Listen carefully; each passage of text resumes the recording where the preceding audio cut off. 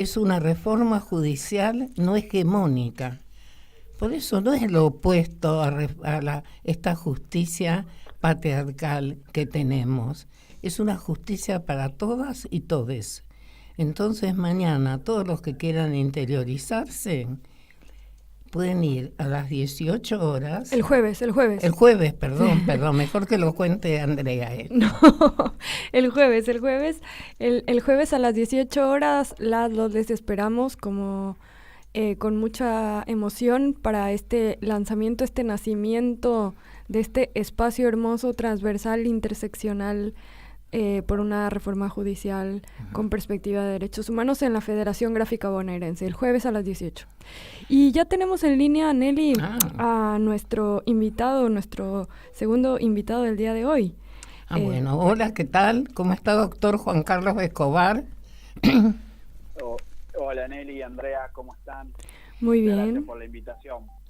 Ay, no, porque Juan Carlos, te invitamos porque queremos que nos cuentes un poco cómo está funcionando el plan ENIA, porque Juan Carlos, joven especialista en adolescencia, trabaja en el ministerio en eso, y están articulando, según tengo entendido, el plan ENIA con la educación sexual integral en las escuelas.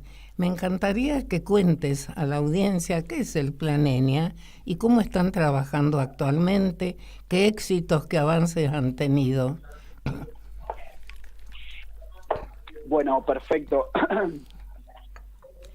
Bueno, el plan ENIA es un plan interministerial. Perdón. ¿Nos escuchas bien, Juan Carlos? Sí, ahí estoy. Bien. ¿Me escuchan ustedes? Sí, bien. Estamos hablando con Juan Carlos Escobar, médico especialista de masculinidades y, bueno, él labora en el Ministerio de Salud. Así es. Bueno, el plan ENIA es un plan interministerial que nació en el año 2018, conformado por los ministerios de Educación a través del programa de Educación Sexual Integral, el Ministerio de Salud con las direcciones de salud sexual y la Dirección de Adolescencias y Juventudes que está a mi cargo, y el Ministerio de Desarrollo Social a través de la Secretaría de Niñez, Adolescencia y Familia. Se inició en 11 provincias del NOA y del NEA y 6 municipios de provincia de Buenos Aires, un poco porque son las provincias que tenían mayores indicadores de tasas de fecundidad elevada y mayores indicadores sociosanitarios más deficientes. El plan lo que busca, digamos, es la instalación de 3 dispositivos territoriales.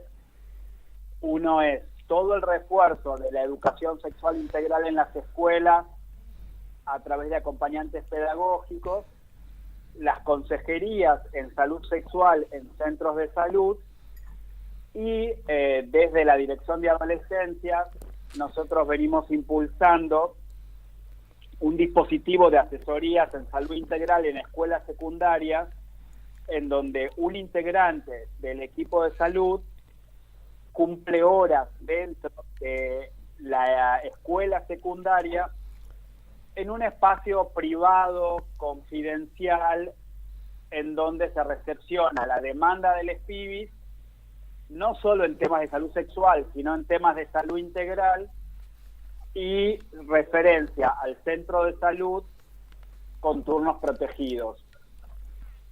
La verdad es que viene funcionando excelentemente bien. Creemos que es una de las políticas más exitosa en relación a salud sexual y adolescencia, y uno de esos indicadores tiene que ver con el descenso de la tasa de fecundidad adolescente.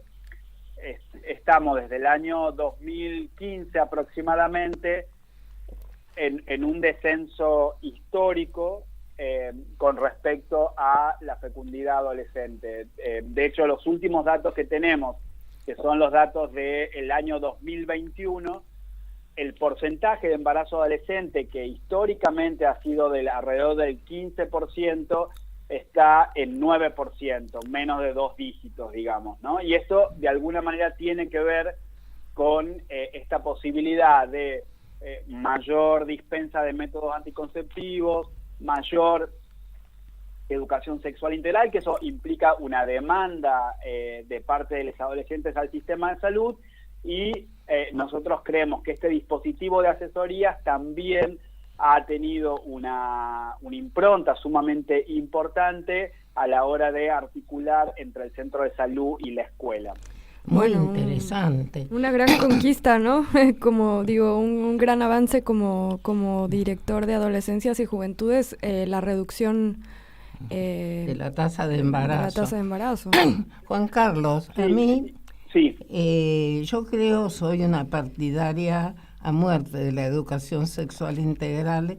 Creo que es un derecho de la niñez de todo ser humano a conocer su sexualidad, sus posibilidades, a tener otra mirada, una mirada, porque la educación sexual integral habla de muchas cosas, habla de equiparación de roles, de respeto, de relaciones solidarias, ¿no? De nada. Ahora, quería también saber si han aumentado, porque tengo la idea que también se ha convertido estas instituciones en promotoras de que las niñas adolescentes se atrevan a denunciar o a tener algún tipo de indicador en determinados momentos de que se ponen a llorar, o sea que permite el acercamiento de los sistemas de salud y del sistema educativo para ayudar a este adolescente o niño que se encuentra en una situación tan espantosa como es la de ser abusado. ¿Han tenido también experiencias en ese sentido? Sí, totalmente, Nelly. En relación a esto, bueno, saben que uno de los focos de trabajo más importantes fue todo lo que tiene que ver con la tasa de fecundidad adolescente en niñas de 10 a 14 años, que es un indicador específico de violencia sexual. Nosotros en el año 2019 elaboramos una hoja de ruta para la atención de niñas y adolescentes embarazadas menores de 15 años, y eso de alguna manera, cuando no teníamos ley de IVE, o sea que solamente, digamos, estaba contemplado la interrupción legal del embarazo, teniendo en cuenta no solo los casos de violencia sexual, sino también en un adolescente de 14 que pueda haber consentido su relación sexual, también aplicaba la ILE por el riesgo de vida, digamos, ¿no? La bibliografía demuestra que un embarazo, una maternidad en un adolescente menor de 15 años tiene mayor riesgo de morbilidad e incluso de mortalidad materna, digamos, ¿no? Entonces, este era un justificativo fundamental.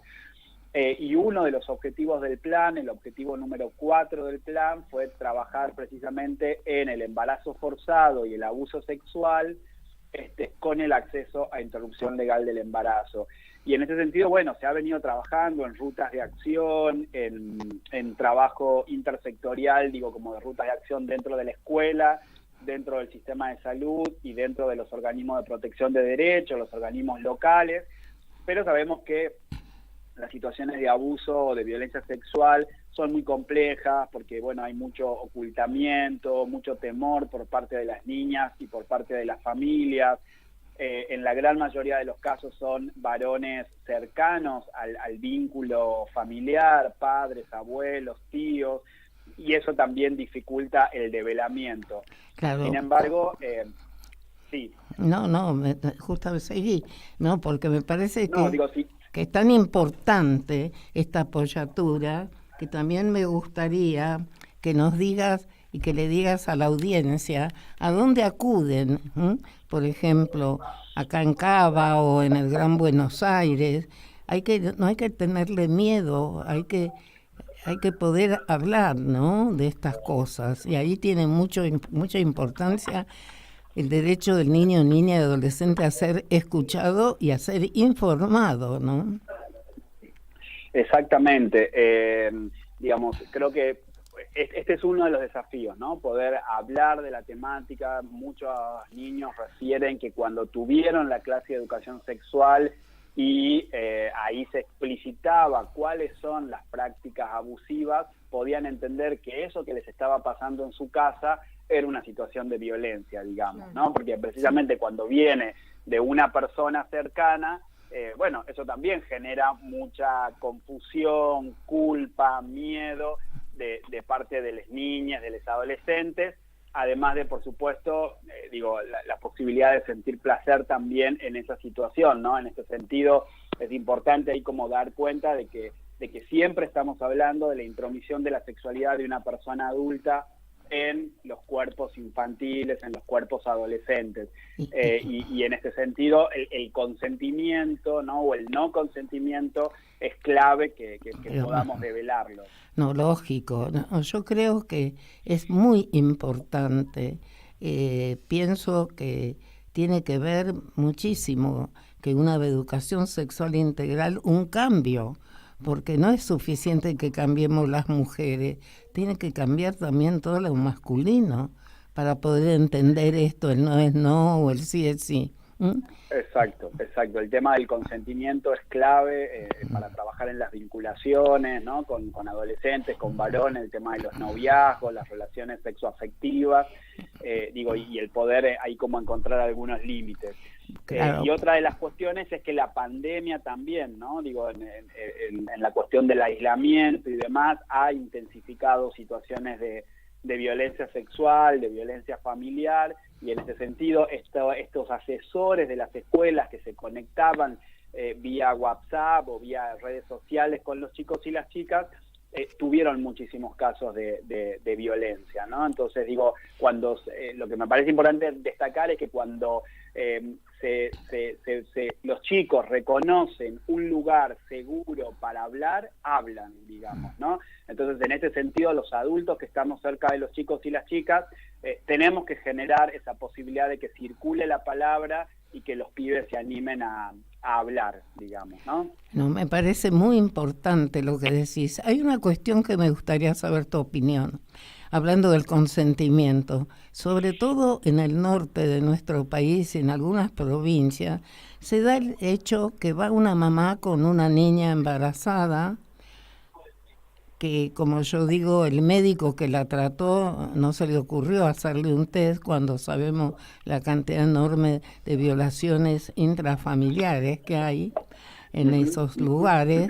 Entonces va para que le hagan el aborto y enseguida rodean muchas veces a este grupo de personas que por sus creencias personales interfieren, y esa niña de repente cambia de parecer porque la rodean, ha llegado un caso famoso en Entre Ríos, no me acuerdo si era Corrientes o Entre Ríos, que hasta le hicieron una especie de eso que ni sé cómo se llama, shower de regalitos para el bebé. Un baby shower. Un baby shower, y les hacen promesas que después no cumplen.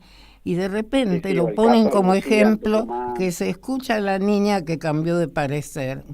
Y tenemos que tener presente que hay informes de la Convención Interamericana que nosotros siempre debemos, soy la primera que ha difundido, programado, la primera en decir al niño hay que escucharlo a la niña.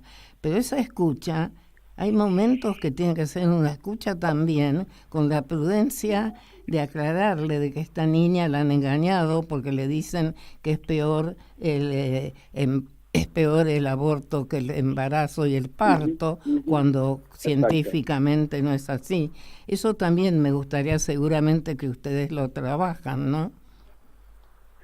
Sí, el tema de la consejería es clave, digamos, ¿no? Porque sí es real que nos pasa de escuchar en muchas situaciones en donde nos dicen, bueno, y se le hizo la consejería, sí, pero la niña decidió continuar con el embarazo, digamos. Entonces, en este sentido es fundamental trabajar con los equipos, en capacitación, bueno, en conjunto con la Dirección Nacional de Salud Sexual y Reproductiva se han elaborado guías de cómo trabajar la consejería en los equipos de salud e incluso una serie audiovisual con ilustraciones sobre las diferentes etapas en relación al embarazo forzado y la situación de violencia sexual con niños, niñas y adolescentes para la capacitación de los equipos. Y lo que nosotros siempre promovemos, obviamente, que haya equipos interdisciplinarios que puedan escuchar a la niña, que haya un momento de escucha solas, sin la madre o sin el adulto acompañante que esté, porque es en ese momento en donde en general los niños pueden animarse a hablar, digamos, ¿no? Entonces, uno de los problemas con respecto a los embarazos en estas edades es que la consulta es bastante tardía, digamos, es muy frecuente que en niñas pequeñas lleguen en el segundo o incluso en el tercer trimestre sin saber que habían estado embarazadas. Entonces, digo, ese es el gran tema. Un aborto es más complicado, claro. Es el gran tema, y aparte hemos tenido casos muy desgraciados de médicos o médicas que han dicho que el embarazo era más avanzado para entorpecer la interrupción, claro, ¿no? Sí, o sea que la ecografía.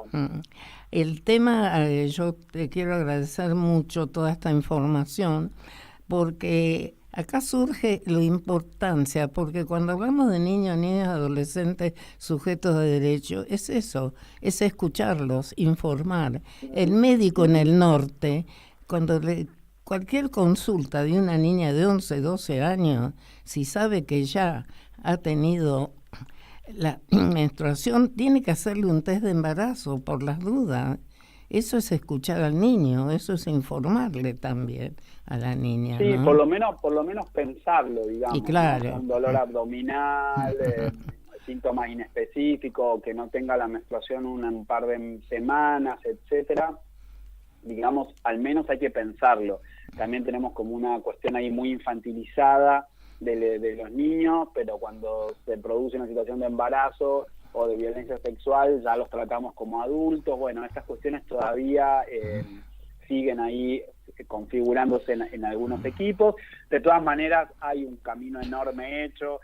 Nosotros teníamos 3.000 partos por año de niñas de 10 a 14 años y el último año fue de 1.260 y pico, es decir, descendió más del 60% en los últimos 5 años, y creo que tiene que ver con todas esas herramientas que están, ¿no?, a disposición ahí de la gente, de los pibes, de las comunidades.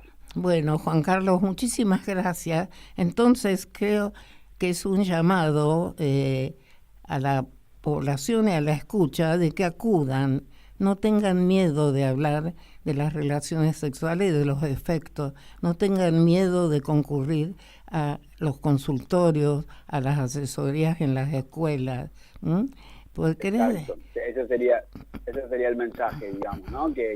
Y para las familias también, digo, creo que es fundamental poder entender que en la medida en que los chicos y las chicas tengan mayor información y puedan vivir su sexualidad más libremente, eso también los va a hacer más felices, digamos, ¿no? De alguna manera, y creo que en este sentido abogamos por eso. Y una mejor relación intrafamiliar también. Bueno, muchísimas gracias, Juan Carlos, ha sido muy interesante. Bueno, gracias a ustedes por la invitación. No, gracias. Abrazo grande. Ya te vamos a volver a llamar. Muchísimas gracias. Perfecto, a disposición, gracias. Bueno, ahí hablamos con Juan Carlos Escobar, médico pediatra y director de Adolescencias y Juventudes del Ministerio de Salud de Nación, e integrante del Instituto de Masculinidades y Cambio Social, un especialista en masculinidades, en ESI, y bueno, la verdad, fundamental el trabajo que se está haciendo, y mucha alegría saber que ha habido estos avances, ¿no? Esta reducción en la tasa de embarazo adolescente, esta reducción importantísima, la verdad, bueno, para celebrar. Nelly, se nos acabó el programa, tenemos que Bueno, nos vemos, nos escuchamos el martes próximo, sí. Y se acerca el gran final, ¿eh? ¿Qué va a ser de nuestro país? ¿A quién vamos a votar? Todavía no lo sabemos con claridad. Pero ya se acerca el día esperado del cierre de listas. Bueno, queridas, queridos oyentes, escucharon los mensajes. Educación sexual integral para todas, todes. Para los jóvenes, para las niñas y para las viejas también. Porque nos ha faltado toda la vida.